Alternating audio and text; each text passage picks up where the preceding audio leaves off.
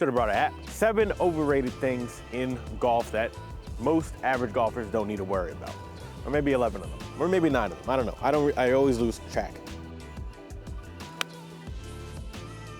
I think for most people, driver, probably overrated. Probably loses you more strokes than gains you more strokes. That's pretty good though. More overrated than driver is 3-wood. The 3-wood for the average golfer is probably pretty useless. You can probably either hit your driver or you can just hit your 5-wood or a hybrid.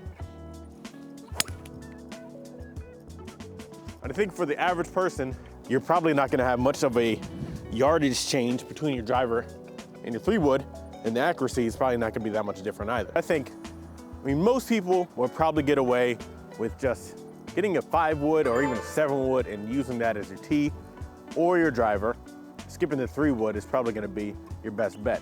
5-woods and 7-woods are severely underrated, and I think most people could probably go get a fitting for them and do very well. Another underrated thing is bump and runs. I think for the average golfer, learning how to hit a bump and run is probably going to be one of the best things that you can learn how to score with. When I first started breaking 190, bump and runs were my best friend, and only recently did I start getting back into relearning how to hit a bump and run. I don't know how this one is gonna go, but we're gonna try.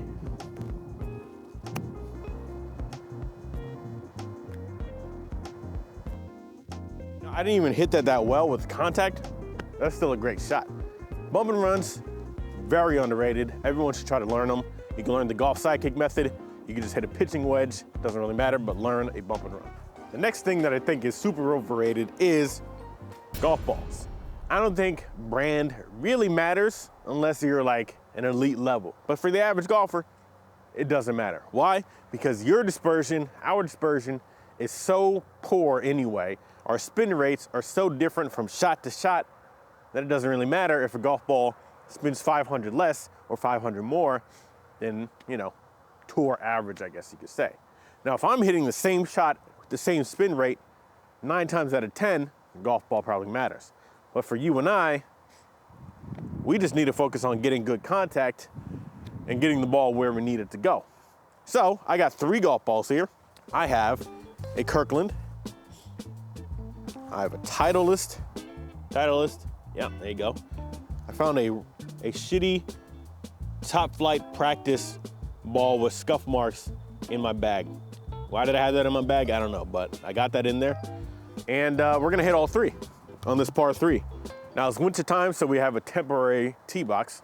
Doesn't really matter. It's around 170 yards from here. Let's see which ones actually go on or near the green. We're gonna start off with the Titleist. Now, unless I'm ever sponsored by Titleist or Kirkland, Bridgestone, or TaylorMade, I'm never gonna say any golf ball is different. I used to play nitros for most of my early golf career. And I would still play nitros, but mainly I don't like the feeling of nitros anymore. Technique-wise and, you know, spin rates, I don't really care. It doesn't really make a difference to me for the most part. And if I find a ball in the woods, I'm still probably gonna play it. Let's start off with the Titleist, 170 yards. It's cold, into the wind. Good strike, might be long. Nope, that was a great shot. Maybe I'm proving myself wrong. Next up is, that's a Bridgestone in my pocket. Next up, we're using the Top Flight. Now that strike was perfect contact. Got a nice divot after it. I know you can't see it, but I'm gonna try to do the same thing. I thinned that one, and we're on the green. And last but not least, we got the Kirkland. Man, thinning the ball when it's cold out, I don't know, man. Feels like getting shot with a BB gun. And I pulled it. So as you can see, and I feel like I'm a pretty good golfer, 2 shots on the green, 1 shot missed to the left, all 3 different shot patterns, 1 pulled, 1 thin, 1 was a pretty good shot. The golf ball didn't matter. Maybe you're like, oh, the golf ball was the one. No, the golf ball didn't matter. Speaking of golf balls and them being overrated, also golf club brands are overrated. Nowadays, it doesn't really matter which brand you choose. Probably back then, it didn't also matter what brands you chose. They're all pretty much the same, right? So you don't have to go for TaylorMade or you don't have to go for, you know, Titleist. can go for anything, right? You can go for Tacoma, and it'll do just fine, right? There's no problems with it. You go Mizuno. Mizuno is also probably, as a brand, Mizuno is super underrated. So it doesn't really matter. They're all the same, and they're all going to do the same. It's just kind of like a car, you know? Some are a little bit more high end than the other ones, but they all kind of get you to point A to point B.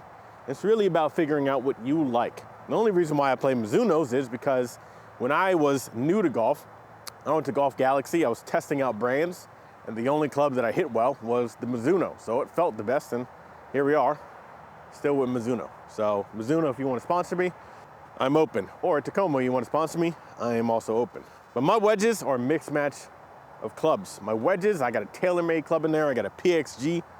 I think I have a Titleist or like a Vokey. I think it's, I don't know.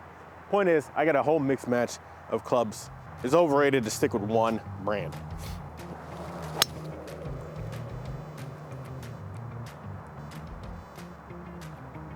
That is nice. Something that is super underrated, at least online discussion, is hitting a fade. A fade is a beautiful shot that most amateur golfers are already playing kind of in the form of their slice. However, a fade is very good for the average golfer because it adds a little bit more spin, which means a little bit more control, but it does lose a little bit of distance compared to a draw. However, most of us are probably figuring out, how do I just hit the ball with proper contact and form? Then, you know, the shot shape is actually gonna matter. So hitting a draw is super overrated. I don't know who in charge decided that hitting a draw was the most beautiful shot. It doesn't matter. You could hit a draw, you could hit a fade. The point is, just get it with good contact somewhere at or near the green.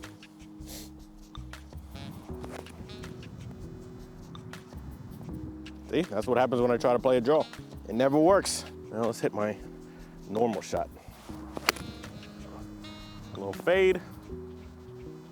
The wind caught it, but we're on. Just play whatever shot shape you feel most comfortable with. I think a lower lofted wedge like a 54 or even a 52 degree is probably underrated. Most people, they see kind of this mound up here and think, all right, well, that's a big hill. I got to pull out a 60 degree just so I can get it up and get it on the green. Which, I mean, that was a fine shot. It got over, it got the job done. However, how many people are going to thin the ball with the 60 degree in their hand? You don't need a high lofted club to hit a shot, even a mound that is as tall as me. You just need the proper technique to actually learn how to do it. You don't need to open the club face. Opening the club face is very overrated, especially if you don't know why the whole purpose of opening the club face is. All you need is proper contact. Most of the time for the average golfer, focusing on proper contact is going to be your best friend rather than club choice. You can get around with a 54, a 50 degree, even a pitching wedge, and it's good enough. All you need to do is learn how to make better contact with the ball and learn how to actually release the club and move the club in the right direction through the ball, which you can learn from a coach or just learn online or just practice. Over the hill, on the green. Now I got a 50 degree. Let's see if we can do that with a 50 degree. And we're on. 3 for 3, 3 different degrees, 3 different bounces, a 60, a 54, and a 50. They're all on the green. You don't need to get cute with the 60 degree, especially I see people opening the face of a 60 degree for what? Overrated. Something that is super overrated is the look of your golf swing. Now, when you have some of the best players in the world, like John Rahm or Tony Finau, even Scotty Scheffler's feet, their swings, if they were amateurs, they would get roasted to death on r/golf swing, which pops up in my Reddit feed pretty often. However, they're the best players in the world. Their swings are very unconventional. They don't need to look like Adam Scott's or Rory's or even Prime Tiger's. All that matters is the ball going where you want it to go? You know how many times that I have filmed myself, realized that my swing does not look like the professionals. I tried working on my swing and then I fuck it up even more. I do that every time I film myself and watch myself back. I'm like, oh, my hands aren't in the right place. Why aren't they in the right place? I don't know. But then I try to figure that out on my own. but the ball stops going where I want it to go because I'm worried about what does my golf swing look like versus where's the ball actually going. Now, of course, there is proper technique with the golf swing that you should try to work on, but for the most part, where's the ball going, and figure out how to move the ball more to where you want it to go, and less about, well, what does my golf swing look like? That is perfect. I don't know how my golf swing looked, but that result is dead in the middle. Something else that I think is overrated, that is underrated, is good golf shoes. If you get good golf shoes, your feet feel great and the balance is fantastic, even on like wet days. If you have golf shoes, your feet start hurting after a while, then that's like all I can focus on when I'm halfway through the round is my feet are starting to hurt because like the spikes are feeling like they're digging in. It's not comfortable. One of the biggest things that I think is super underrated in the golf field, in the golf community, is subscribing to me. Probably highly underrated. But beyond that, I think walking the golf course is also super underrated. I think riding in a golf cart is super overrated. It's just, unless the course is like huge and spread out, walking the course it gets you to your ball quicker and it lets you go into places that are much easier to handle. You always have your clubs. Anyway, it's really good. I'm gonna talk more about that in a whole nother video for your whole mental health approach to it. Walking on the golf course is fantastic.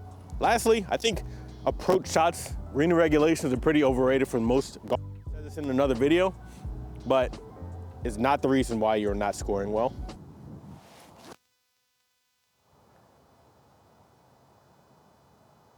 That's a pure old shank. Huh. Well, I wasn't agreeing to regulation, but still, I'm cold, so I'm gonna go inside. I think playing golf in the cold is underrated because you can play some nice courses that are really empty and you get them for cheap. So, I don't know, why not? It's a pretty good deal.